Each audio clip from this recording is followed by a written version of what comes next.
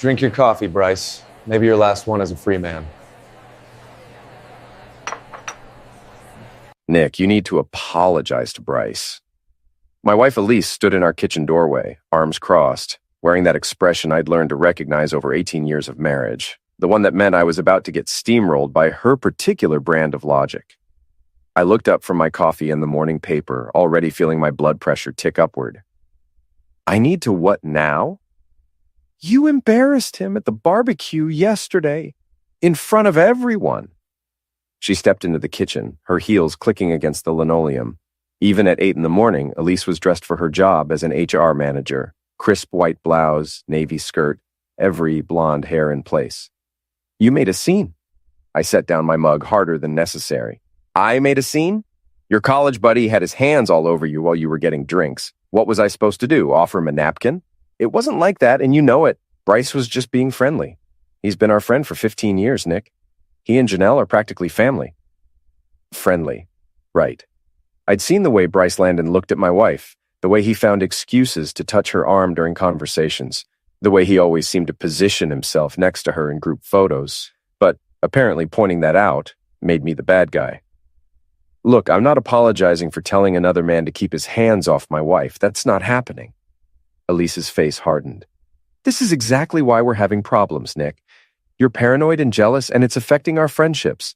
Nina and Carla think you're being ridiculous, too. Of course they did. Nina and Carla, Elise's work friends, had never liked me. They thought Elise had married beneath her when she chose a contractor over some corporate executive. They'd been whispering poison in her ear for years. I don't care what your friends think, I said, standing up. At 6'2", I still had a few inches on Elise, but she never seemed intimidated. And I'm not apologizing to Bryce for defending my marriage. Fine. She grabbed her purse from the counter. Then I'll handle it myself. But don't expect things to go back to normal with our friend group. Actions have consequences, Nick. She walked out, leaving me standing in the kitchen with a bitter taste in my mouth that had nothing to do with the coffee. Through the window, I watched her get into her Honda Accord and drive away, probably heading to work early so she could call Bryce and smooth things over. Our son Liam wandered into the kitchen, his 16-year-old frame all elbows and knees, dark hair sticking up at odd angles. He grabbed a Pop-Tart from the cabinet and looked at me with eyes that were too knowing for his age. You and Mom fighting about Bryce again? We're not fighting, I lied. We're having a discussion about boundaries. Liam snorted. Right. Look, Dad, I don't know what's going on with you and Mom, but Bryce is a creep. I've seen how he looks at her. And at other women, too, when Janelle's not watching. Smart kid. Too smart, maybe. I ruffled his hair as he headed toward the door, backpack slung over one shoulder. Have a good day at school, Liam. You too, Dad. Try not to apologize to any scumbags today. After he left, I sat back down and stared at my reflection in the black surface of my coffee. At 42, I was still in decent shape from construction work, but I could see the lines around my eyes, the gray creeping into my brown hair. When had I started looking so tired? My phone buzzed. A text from Ray Murphy, my best friend and former Boston PD detective who now worked private security. Heard through the grapevine that you punched Bryce Landon at a barbecue. Please tell me it's true. I texted back, didn't punch him, just told him to back off. Now, Elise wants me to apologize. Don't do it. Guy's been sniffing around your wife for years. Everyone can see it except her. That made me feel slightly better, knowing I wasn't completely crazy. Ray had good instincts about people. It came from 20 years of dealing with Boston's finest criminals and politicians, though he claimed there wasn't much difference between the two. I was still thinking about the situation when my phone rang 3 hours later. I was on a job site in Somerville installing crown molding in a Victorian that some tech executive was renovating when Elise's name appeared on the screen. Nick, I need you to come to Bryce and Janelle's house tonight, 7 o'clock. Why? Because I arranged for you to apologize properly in person. It's the least you can do after yesterday. I nearly dropped my nail tool. You arranged what? Dinner, just the four of us. You're going to apologize to Bryce, and then we're all going to move past this like adults. Elise, I already told you. Be there at 7, Nick. Don't make this harder than it needs to be. She hung up before I could respond. I stared at the phone for a full minute, feeling something cold and hard settling in my chest. She'd arranged a dinner without asking me, to force me to apologize to a man who'd been putting his hands on her. I called Ray. She did what? His voice carried that edge it got when he was pissed off. Nick, that's not normal wife behavior. That's someone who's already picked sides, and it ain't yours. Maybe I should just do it. Keep the peace. Screw that. You want my advice? Go to dinner. But don't apologize the way she expects you to. What do you mean? I mean apologize for exactly what you did. Nothing more, nothing less. Be specific, real specific, in front of Janelle.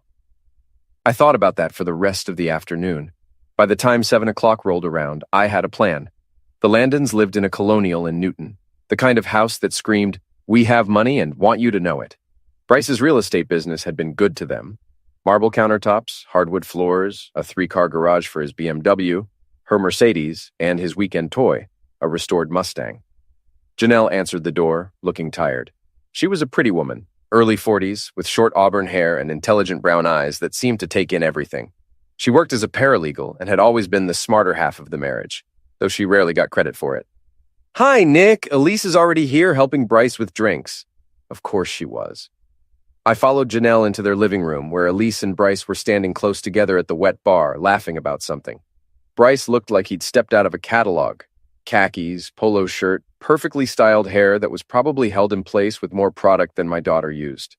He'd been a decent athlete in college, and he still carried himself like the quarterback he'd never quite been. "Nick!" He turned toward me with a smile that didn't reach his eyes. "Glad you could make it. Elise was just telling me about your day. I'll bet she was." "Bryce, thanks for having me over." Elise shot me a warning look. Nick has something he wants to say. The room went quiet. Janelle sat down on the couch, looking between her husband and me with growing curiosity. Bryce straightened up, clearly expecting me to grovel. I took a deep breath and smiled. "You're absolutely right, Elise. I do owe Bryce an apology." I looked directly at him. "Bryce, I'm sorry for telling you to get your hands off my wife yesterday. I'm sorry for raising my voice when I saw you touching her waist and whispering in her ear while she was getting drinks. I'm sorry for suggesting that maybe you should remember you're married to Janelle when you're feeling up other men's wives at social gatherings." Bryce's face went white. Janelle's head snapped toward her husband like she'd been slapped. "And I'm especially sorry," I continued, "for not mentioning that I installed security cameras in our living room last month and they caught some very interesting footage of you two during the book club meeting 2 weeks ago. You know, the one where you thought you were alone because everyone else was in the kitchen." The silence that followed was deafening. Elise looked like she'd been hit by a truck. Bryce's mouth opened and closed without making any sound. But it was Janelle who broke the quiet, her voice deadly calm. "What footage, Nick?" I pulled out my phone and held it up. "The kind that shows your husband kissing my wife, and her kissing him back." Janelle stood up slowly, her face transforming from confusion to fury. "You son of a witch," she said, but she was looking at Bryce, not me. "You lying, cheating son of a witch." "Janelle, wait." Bryce started toward her, but she held up a hand. Just don't." She turned to Elise, who was standing frozen by the bar. "And you, in my house, pretending to be my friend while you screw my husband."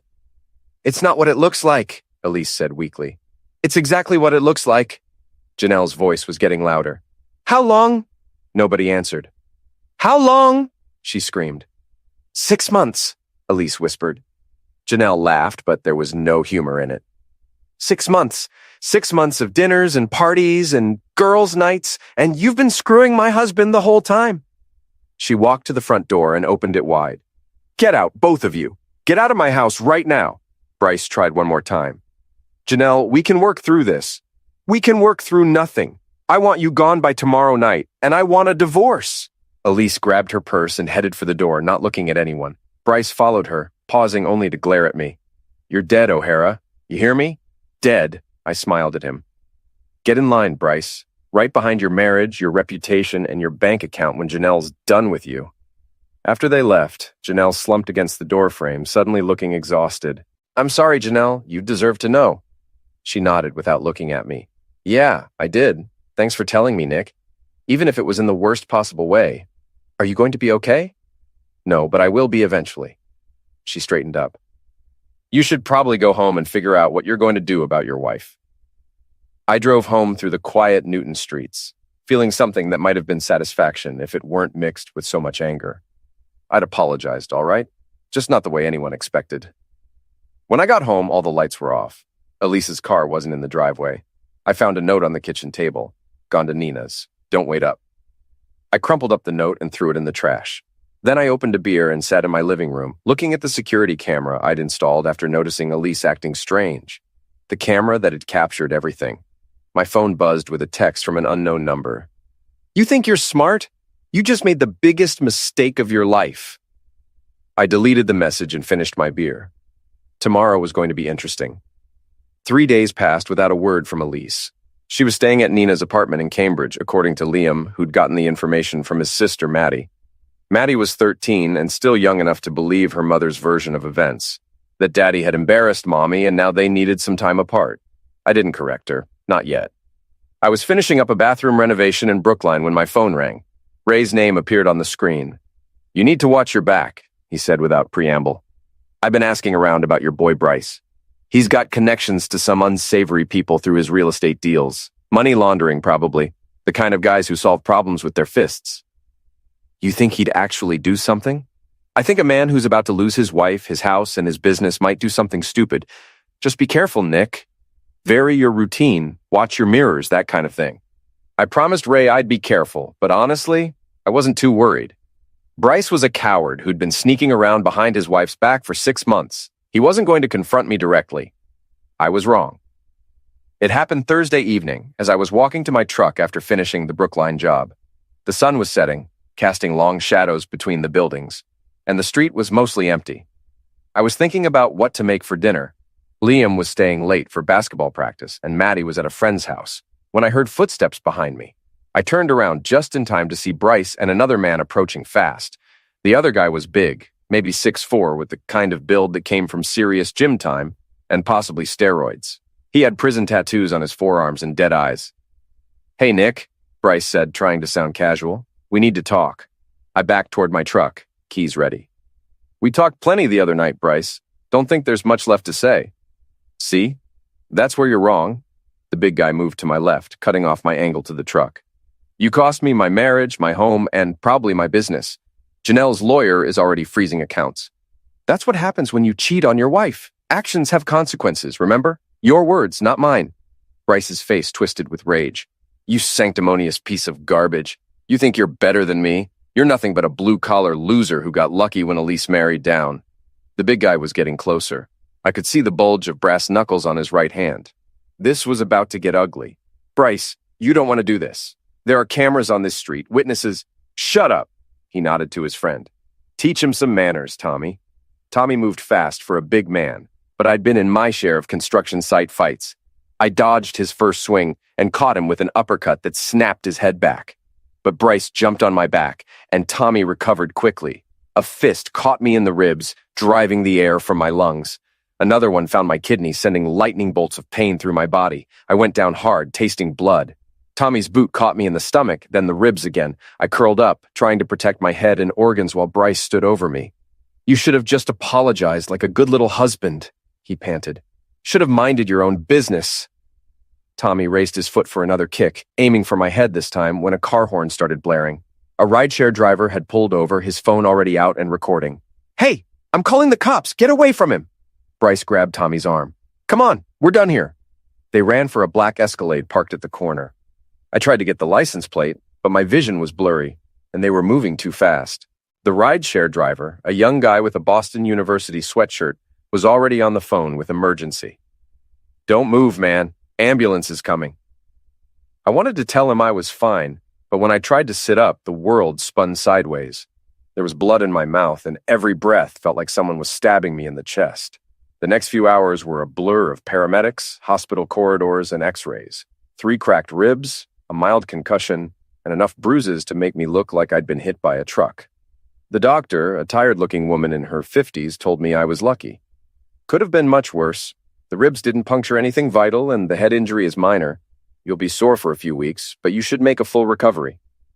The police took my statement while I was still in the emergency room. I told them everything, the affair, the confrontation at dinner, Bryce's threats. They said they'd look into it, but without clear identification of the attackers or the license plate, it would be difficult to prove anything. "Your word against his," the detective explained. "And if he's got an alibi for tonight, we're stuck." I called Liam from my hospital bed. He was home from basketball practice, wondering where I was. "Dad, what happened? You sound weird." I'm in the hospital, son. Nothing life-threatening, but I got jumped tonight. I need you to call your grandfather and ask him to come stay with you and Maddie tonight." "Jumped? Who jumped you?" His voice was rising with panic and anger. "I'll explain everything when I get home tomorrow. Just call Grandpa, okay? Was it Mom's boyfriend?" The question hit me like another punch to the gut. Liam knew. Of course he knew. Kids always knew more than adults gave them credit for. "We'll talk tomorrow, Liam. I promise." I spent the night in the hospital, drifting in and out of sleep between visits from nurses checking my pupils and asking if I knew what day it was. Every time I closed my eyes, I saw Tommy's dead stare and felt his boot connecting with my ribs. Ray showed up the next morning with coffee and a grim expression. "Heard about your little dance party last night. You get a good look at the big guy?" "Good enough. Prison tats, probably 6'4", built like a linebacker. Bryce called him Tommy. I'll ask around. Might be able to identify him through Bryce's business connections." Ray sat down in the visitor's chair, looking older than his 53 years. "There's something else, Nick. Something you need to know." The way he said it made my stomach clench. "What?" "Drove by your house this morning to check on Liam. Elise's car was in the driveway. So was a BMW I'm pretty sure belongs to your buddy Bryce." I closed my eyes, feeling a different kind of pain than the physical beating had caused. "She brought him to our house, where our kids live." "Gets worse. Talk to your neighbor, Mrs. Chen. She said Elise came by yesterday with a locksmith, changed all the locks, told Mrs. Chen you'd moved out, and she was worried about security. The room seemed to tilt sideways. She locked me out of my own house. While you were in the hospital getting treated for the beating her boyfriend arranged." "Yeah." I tried to sit up, ignoring the fire in my ribs. "I need to get out of here. I need to get home." "Easy, Nick. Doctor wants to keep you another few hours for observation. And even when you get out, what are you going to do? Break down your own door?" He was right, but that didn't make it any easier.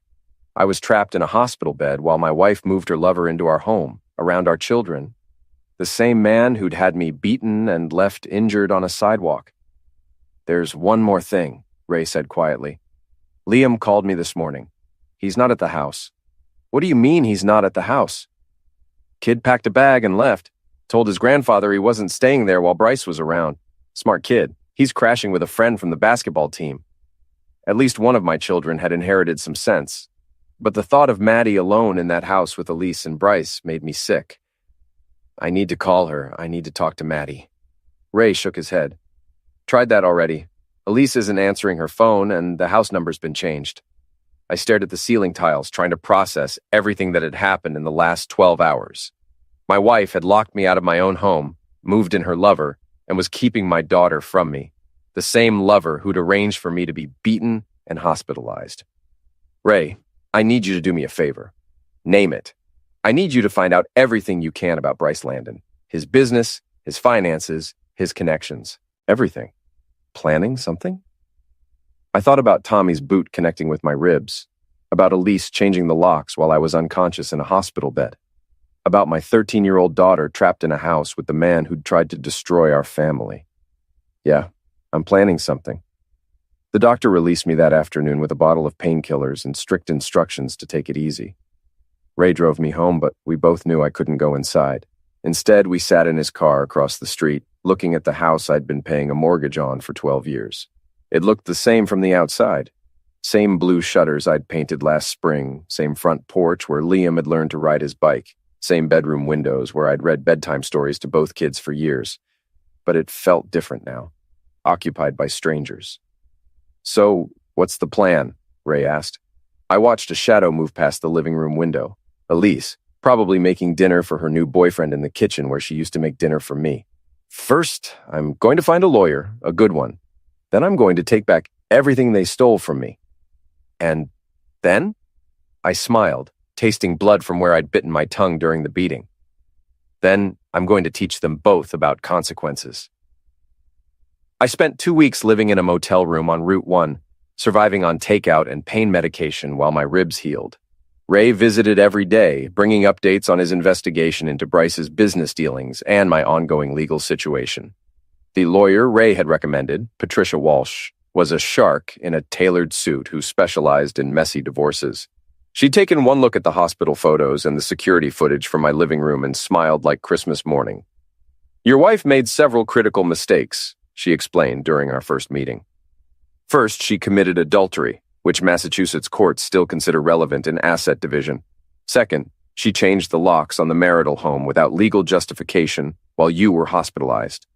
Third, she's allowing her paramour to reside in the family home with your minor child present. What does that mean for me? It means we're going to take her to the cleaners. I'm filing for divorce immediately, citing adultery and abandonment. We're also requesting immediate possession of the marital home and temporary custody of both children. What about Bryce having me beaten? Patricia's smile turned predatory. That's where it gets interesting. Ray's investigation turned up some fascinating information about Mr. Landon's business practices. It seems he's been using his real estate company to launder money for some very unsavory characters. The kind of people who don't appreciate having their financial arrangements exposed in divorce proceedings. 2 days later, I got the call I'd been waiting for. Patricia had filed all the paperwork, and we had a hearing scheduled for the following week. More importantly, she'd served Elise with divorce papers at her office, in front of her coworkers and supervisors. How did she take it? I asked. About as well as you'd expect.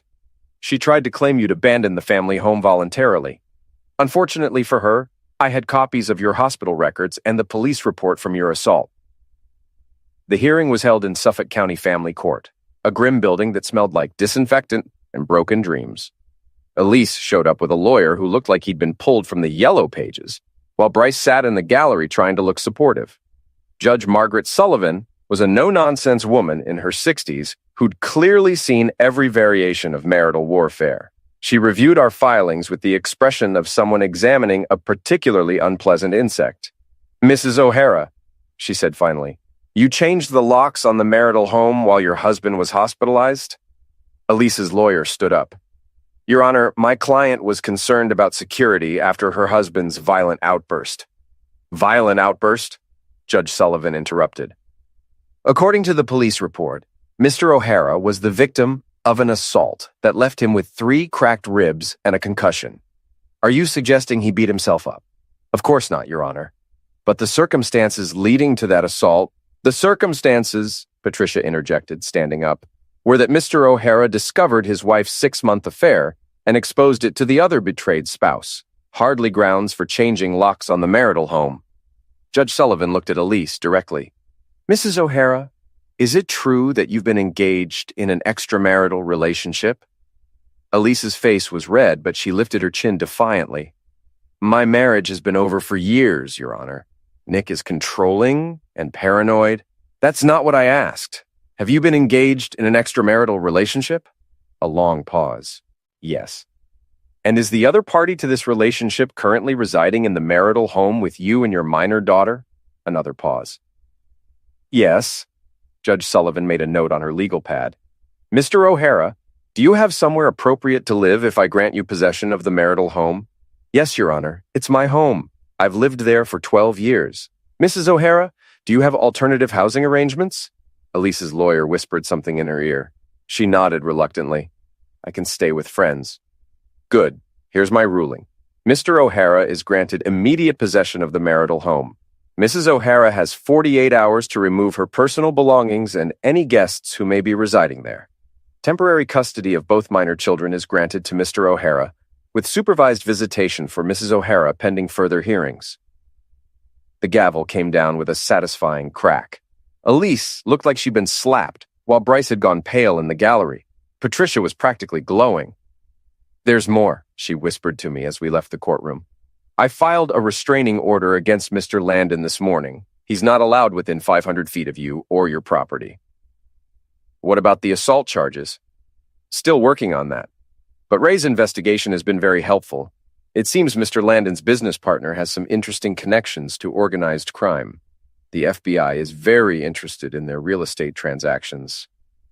I felt something I hadn't experienced in weeks. Hope. That afternoon, I drove to my house for the first time since the beating. Ray came with me just in case Bryce decided to cause trouble. But when we pulled into the driveway, only Elise's car was there. She answered the door looking haggard, her usually perfect appearance disheveled. Behind her, I could see cardboard boxes stacked in the living room. The locks have been changed back, she said without looking at me. Your key should work. Where's Maddie? Upstairs packing. She's upset. I imagine she is. Finding out her mother's been lying to her for 6 months tends to have that effect. Elise's face crumpled. Nick, please, can't we work this out? For the kids? You should have thought about the kids before you brought your boyfriend into their home. He never stayed here when they were around. He stayed here Tuesday night. Liam told me. Maddie heard you two in our bedroom. The color drained from her face. She didn't say anything. What was she supposed to say? Thanks for traumatizing me, Mom. I pushed past her into the house that felt both familiar and foreign. Everything looked the same, but I could sense the changes. Different cologne in the air, a coffee mug I didn't recognize on the counter, the subtle violations of a space that had been invaded. Maddie appeared at the top of the stairs, her face streaked with tears. She was clutching a stuffed animal she hadn't touched in years. Daddy? I climbed the stairs, ignoring the protest from my still healing ribs, and wrapped her in a hug. She felt so small and fragile. I'm sorry, baby. I'm so sorry you had to go through this. Are you and Mommy getting divorced? I could have lied, could have given her some platitude about working things out, but she deserved the truth. Yeah, we are, but that doesn't change how much I love you, okay? That will never change. She nodded against my chest. Liam said Mommy's boyfriend hurt you. Liam talks too much sometimes. But he did, didn't he? That's why you were in the hospital. I pulled back to look at her face, seeing too much knowledge in her 13-year-old eyes. Yes, he did. But I'm okay now, and he's not allowed to come here anymore. Good. I didn't like him. He was mean to you, and he made Mommy act different. By evening, Elise had finished packing and loaded her car. She stood in the doorway, looking back at the house like she was memorizing it. This isn't over, Nick. I'm going to fight for my children. You should have fought for your marriage instead of throwing it away for a cheap thrill with your college boyfriend. She flinched, like I'd hit her. You don't understand. I understand perfectly. You got bored, you got selfish, and you decided to blow up our family for a man who had me beaten and left hurt on the street. Bryce didn't. Bryce absolutely did. And if you can't see that, you're even more lost than I thought. After she left, I sat in my living room with Maddie curled up next to me on the couch, watching a movie neither of us was really paying attention to. Liam had come home an hour earlier, grinning when he saw me in the kitchen. So we won? He'd asked. We got our house back. That's a start. Now, with both kids finally asleep in their own beds, I allowed myself to feel the satisfaction of the day's victory. But it was tempered by the knowledge that this was just the beginning. Bryce and Elise weren't going to give up easily, and I had no illusions about the battles ahead. My phone buzzed with a text from an unknown number. Enjoy it while it lasts. I deleted the message and checked the locks on all the doors. Tomorrow, I was installing a new security system. And maybe it was time to have another conversation with Ray about his investigation into Bryce's business dealings. Some people learned from consequences. Others needed to be taught more directly. I was looking forward to being a teacher. The next few weeks settled into an uneasy routine. Maddie adjusted to having me home again, though she still had nightmares about the divorce. Liam threw himself into basketball with the intensity of someone trying to outrun his family's problems.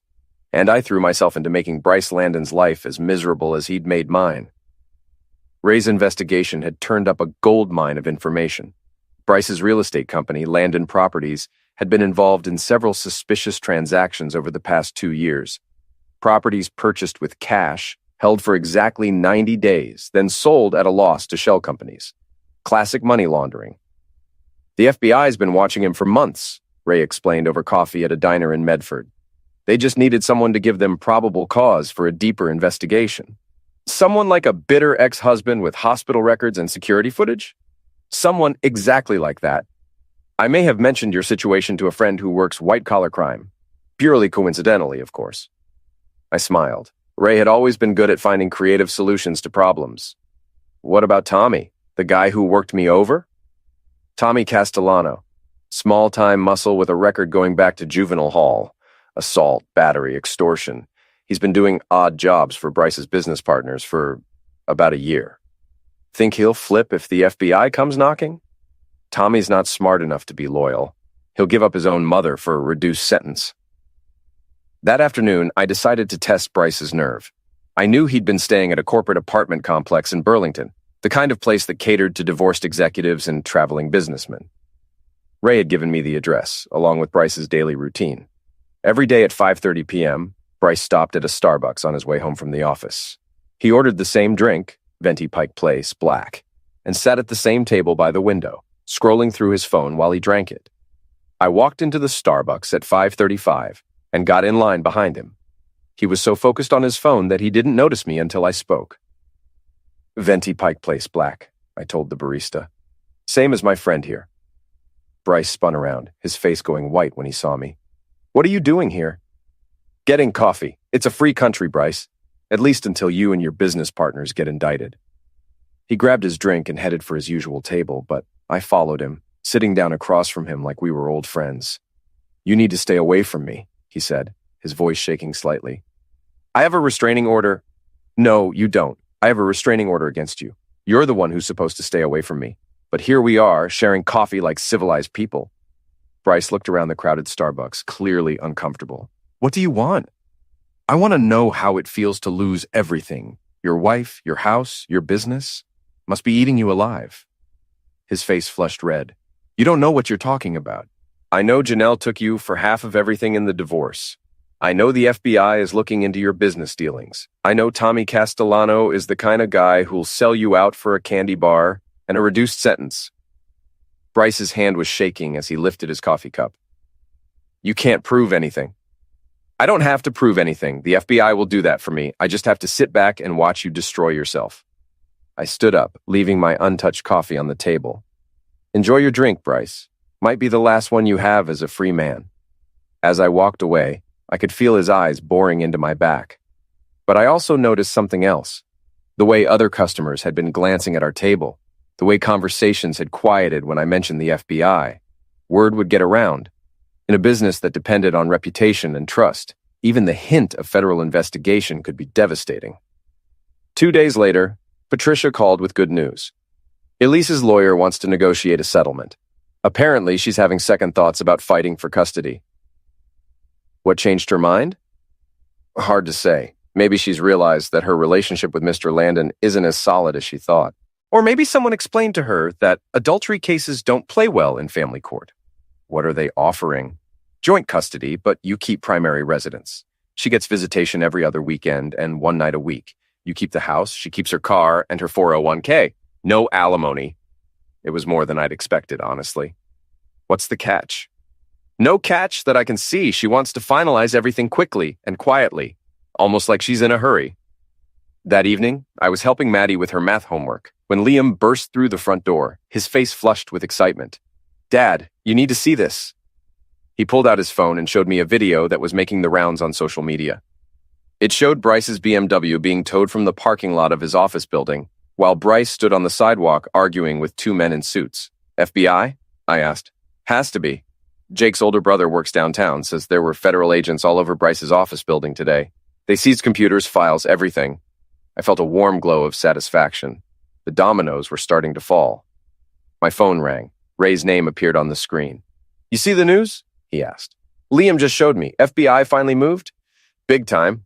Arrested 3 people, including Bryce's business partner, seized about $2 million in assets. Your boy Bryce is cooperating with investigators, which means he's probably looking at federal charges too. What about Tommy? Already in custody. Picked him up this morning on an outstanding warrant. Funny thing about outstanding warrants, they have a way of surfacing when the FBI starts looking into your associates. After I hung up, I found myself thinking about Elise. She'd been conspicuously quiet since the court hearing, and now she wanted to settle quickly and quietly. It didn't take a genius to figure out that she was trying to distance herself from Bryce before his legal troubles became her legal troubles. Smart move, but about 6 months too late. The next morning, I was surprised to find Elise sitting in her car in my driveway when I left for work. She looked terrible, dark circles under her eyes, hair unwashed, wearing the same clothes she'd had on 2 days earlier. She got out of the car as I approached my truck.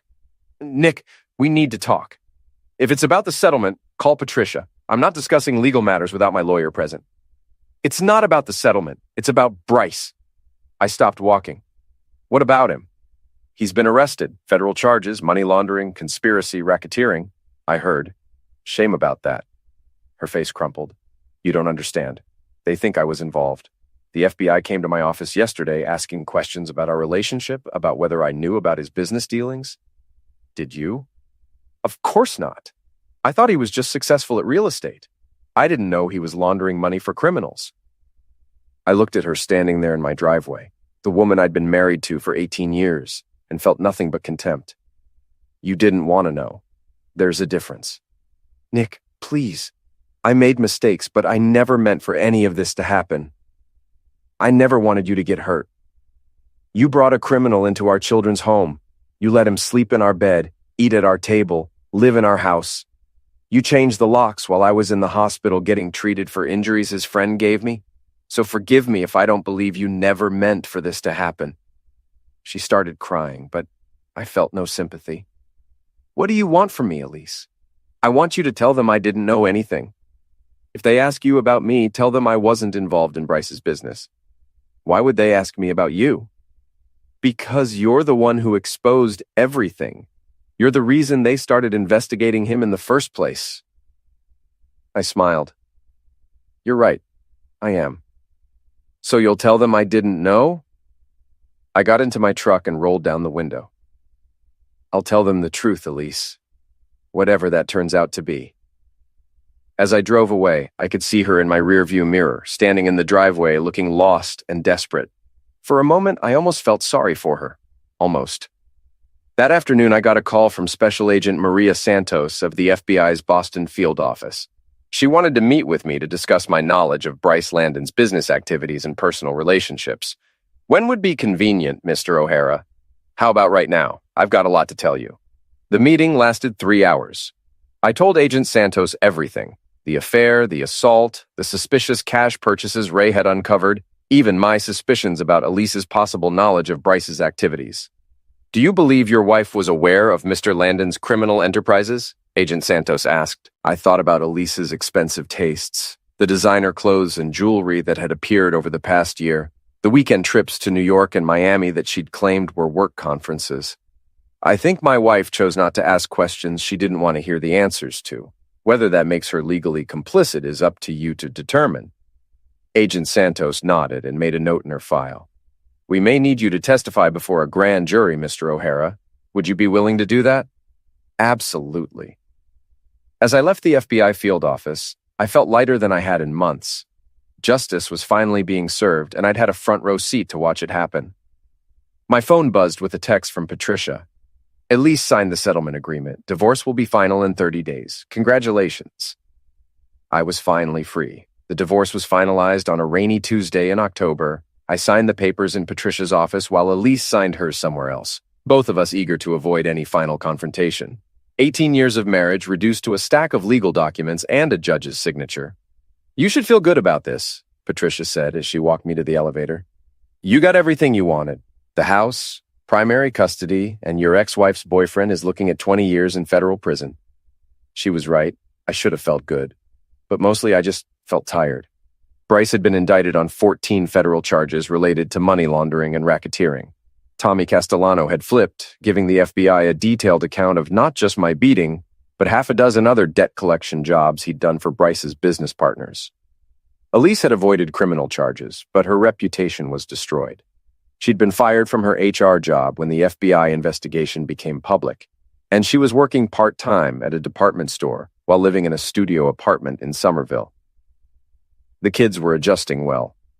Maddie had started seeing a counselor to help her process the divorce, and her grades were improving. Liam had made varsity basketball and was talking about college scholarships. Both of them saw Elise every other weekend, but the visits were awkward and strained. I thought it was over. I was wrong. It was a Friday night in November when everything came to a head. The kids were both home. Liam had finished basketball practice, and Maddie was working on a school project at the kitchen table. I was grading some estimates for a bathroom renovation when I heard a car door slam outside. Through the living room window, I saw Bryce getting out of a rental car. He was supposed to be in federal custody awaiting trial, but apparently he'd made bail.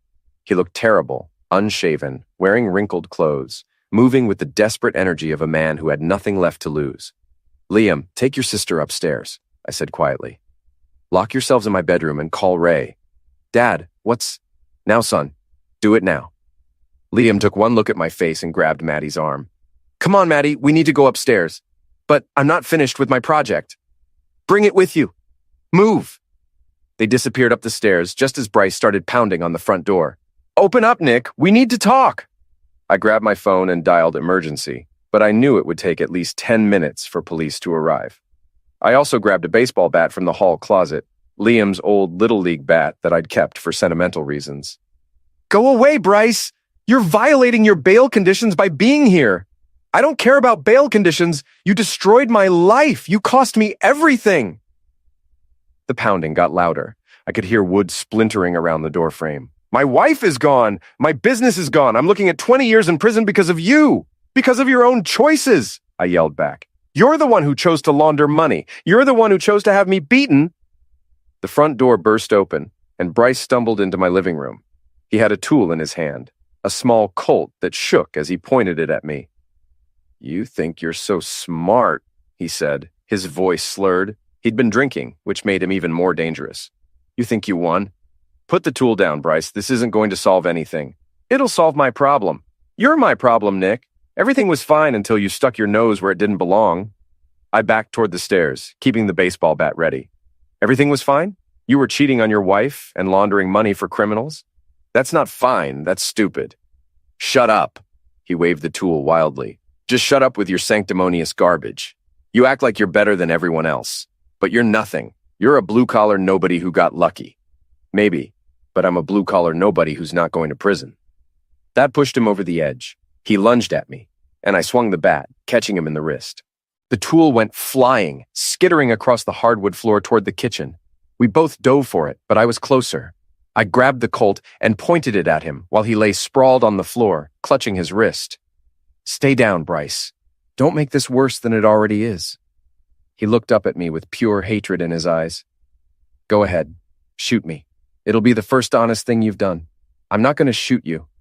I'm going to let the police arrest you for breaking and entering, violating bail conditions, and threatening my family with a deadly tool. You're going to prison for a very long time. Sirens were getting closer.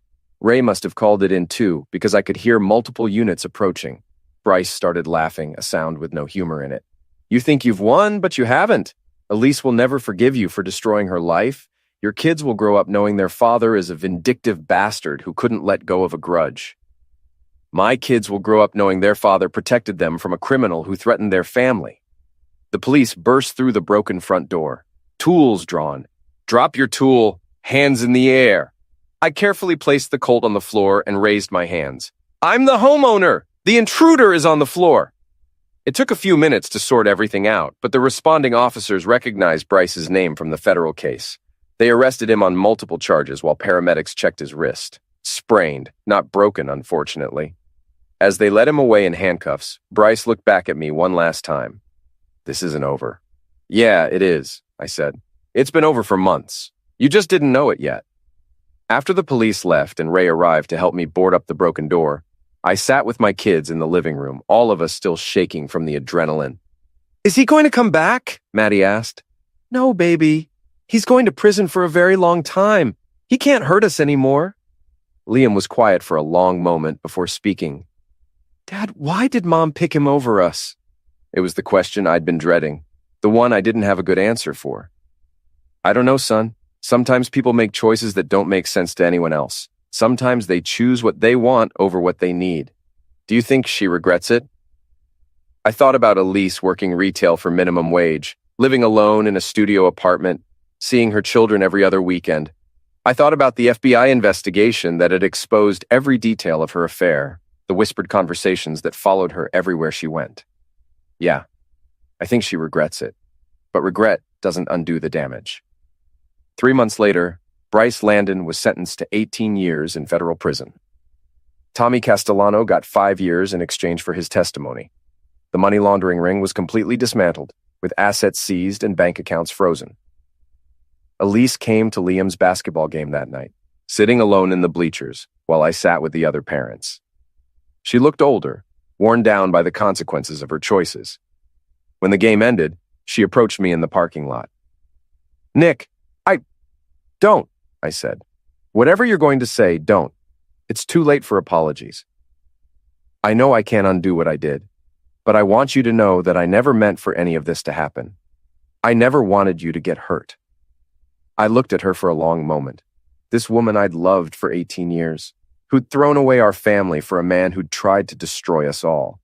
The thing is, Elise, I don't think you cared enough to think about whether I'd get hurt. You just wanted what you wanted, and you took it. She started to cry, but I felt nothing. No anger, no sadness, no sympathy. Just emptiness where all those emotions used to be. Take care of yourself, I said, and walked away. As I drove home with my kids, I realized that Bryce had been wrong about one thing. I had won. Not because I destroyed his life or sent him to prison, but because I'd protected my family and built something better from the wreckage of my marriage. The house was quiet when we got home. I'd had the front door replaced with something more secure, and Ray had helped me install a new security system. But more than that, it felt like home again, like a place where my children were safe and loved. Liam went upstairs to do homework, and Maddie settled in to watch a movie. I sat in my kitchen, looking out at the backyard where I'd taught both kids to throw a baseball, where we'd had birthday parties and barbecues and all the small moments that make up a life. My phone buzzed with a text from Ray. Heard Bryce got 18 years, justice served. I texted back, justice served, case closed. But as I sat there in the quiet house, I realized it wasn't really about justice. It was about consequences. Bryce had made choices, and those choices had consequences. Elise had made choices, and those choices had consequences too. And I had made the choice to fight back, to protect what mattered most, to refuse to be a victim. That choice had consequences as well, good ones. The doorbell rang, interrupting my thoughts. I looked through the security camera and saw a delivery driver with a package. I opened the door cautiously, but it was just a delivery from Amazon, something Maddie had ordered for a school project. As I signed for the package, I realized I wasn't looking over my shoulder anymore. Wasn't checking my mirrors for black Escalades or jumping at unexpected sounds. For the first time in months, I felt truly safe. The delivery driver left, and I locked the door behind him. Through the living room window, I could see Mrs. Chen working in her garden next door, and the Peterson kids playing basketball in their driveway across the street. Normal, suburban life, the kind of peaceful existence I'd almost lost. Upstairs, I could hear Liam on the phone with friends, and Maddie laughing at something on TV. The sounds of my children being children, not worrying about adult problems or sleeping with one ear open for trouble. I walked through my house, checking the locks one more time before bed. But it wasn't fear driving the routine anymore. It was just good sense, the kind of precautions any responsible father takes to protect his family.